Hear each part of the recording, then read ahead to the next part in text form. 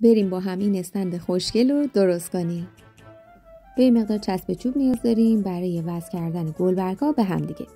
گلبرگ‌ها رو یکی یکی از اون قسمتایی که دوست داریم و خوش رنگن به هم وصل می‌کنیم و یه همچین چیزی درست می‌کنیم. چون زیبایی خیلی مهمه، اون سمتی که قشنگ‌تره رو می‌ذاریم برای نمای کار. قالبو می‌ذاریم روش و دورش رو خط می‌کشیم.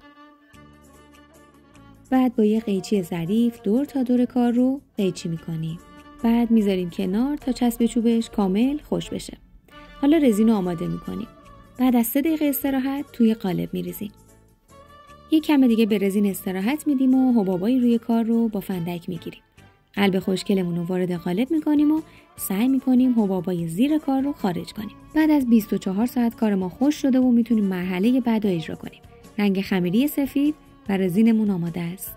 میریزیم روی کار و دوباره بعد از 24 ساعت از قالب در میاریم. چطور شد؟ سیو و لایک فراموش نشه و برای دوستاتونم بفرستید.